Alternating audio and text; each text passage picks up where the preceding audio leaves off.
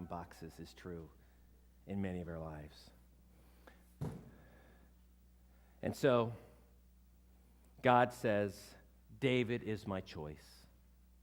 Box breaker number 1 is what? God can use anybody. Say it. God can use anybody. And box breaker number 2, to do anything. Say that with me. To do anything. See, if you keep reading in David's life, and we see that what does he first do after he's anointed king? He goes back to watching sheep, slinging stones, and singing songs. Wait a minute. If we're missing something here, wasn't he just anointed the king? But David wasn't put on the throne at that point. We'll see that happens. We'll figure out how long that is down the road. So here David is anointed king. And can you imagine kind of a strange time it was after he gets anointed and Jesse says, okay, go back to the field, and he's looking at Samuel, please, save me here. No. So he's out there, out in the field once again, killing time by being a shepherd. It must have been awkward for him. God, what are you doing? What are you waiting for? I did win the contest. Isn't it time to go on the road? And you got to wonder each day. He wakes up and thinks, well, maybe today is the day I get to stop watching sheep. Maybe he has his doubts, maybe Samuel's getting old. Maybe he's getting a little senile. Maybe I'm not really anointed king because I'm still out here doing all those things.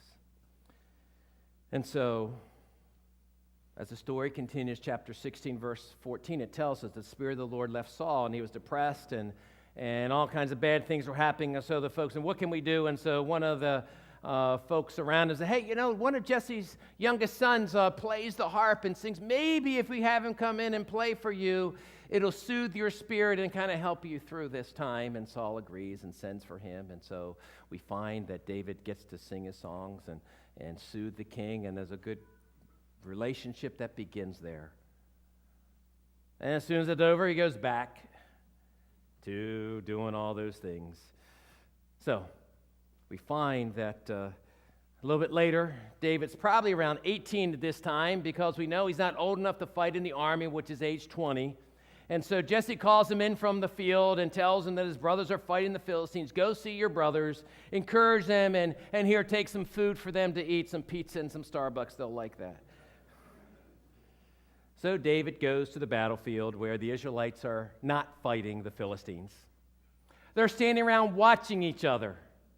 And every day this guy comes out and says, hey, if you would pick your best fighter, and we'll pick our best fighter, who happens to be a 9-foot ringer, and then whoever wins in a cage fight to the death, then you'll be slaves to the folks who win.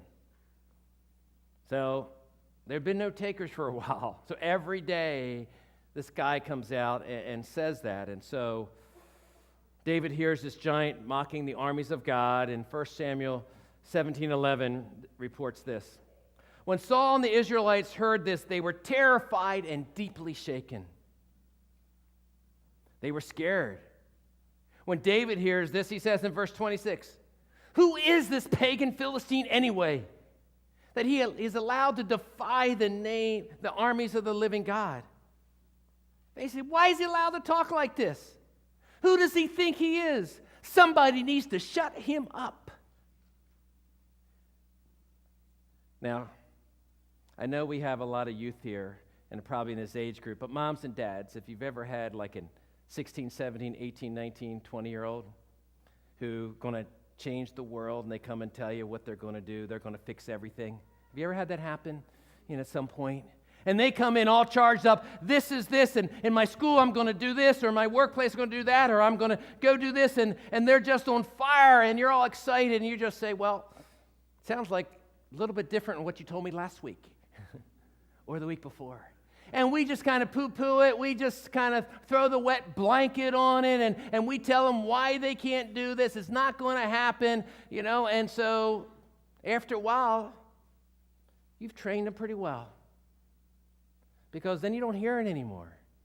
because it's like, well, shouldn't do that because it doesn't fit. And so we find that that's sort of what happens in the story here.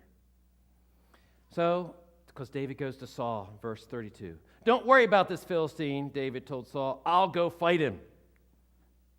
And it doesn't say this in the scripture, but you can imagine Saul looking at him. You are a harp player, right?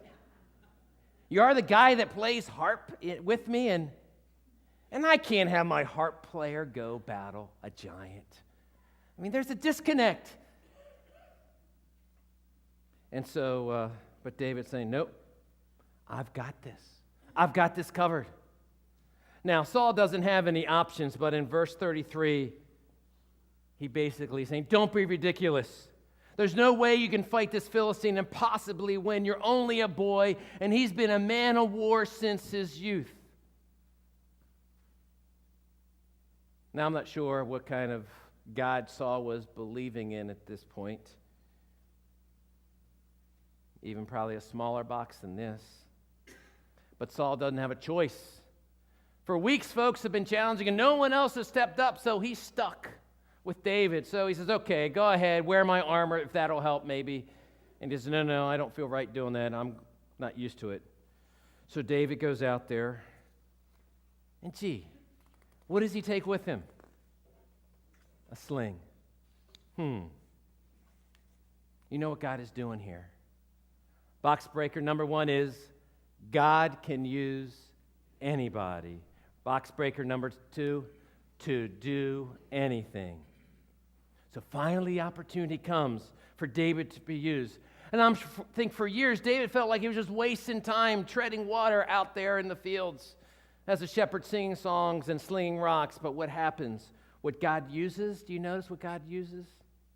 God uses David to sing songs to King Saul in chapter 16. And now to sling a rock. So God uses something that David did not think that he would use. When David was back there in the meadows, I'm sure he was thinking, shouldn't I be doing some preparation? Isn't there a class I should be taking, How to Be a King 101?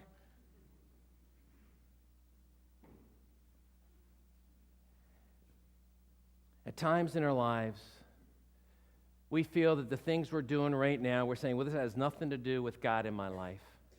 You know, we have this great separation. God is something we do on Sunday mornings or a couple times we volunteer in the week. But we never really often understand, especially when we got our God in a box. We have our lives, and then there's the God life. You know, what we do in our jobs, does that have anything to do with God? Any skill I'm doing, any experience I have, is that anything that God could use? Well, if God can use anybody to do anything, then maybe we need to rethink that. See, God is at work the whole time, using what David is doing to open this door of opportunity. And so David goes out to fight Goliath. And Goliath sees him coming. He says, you're a little boy, and I'm going to feed your body to the birds. But listen to how David responds in chapter 17, verse 45 and following. You come to me with sword, spear, and javelin, but I come to you in the name of the Lord of heaven's armies, the God of the armies of Israel, whom you have defied. Today the Lord will conquer you, and I will kill you and cut off your head. And then I will give the dead bodies of your men to the birds and the wild animals, and the whole world will know that there is a God in Israel. And everyone assembled here will know that the Lord rescues his people, but not with sword and spear. This is the Lord's battle, and he will give it to us. So, did David have a box for God? No way. God didn't have David in a box. I'm going to cut off your head, Goliath. That's what I'm going to do. And Scripture tells him he runs at him. I mean, can you imagine this little kid? I mean, you saw how tall all of you guys were out there, you know, taking on this 9-foot giant. We ought to remember verse 11, it tells us in the midst of this happening, Saul is terrified. Now, do we know why Saul is terrified?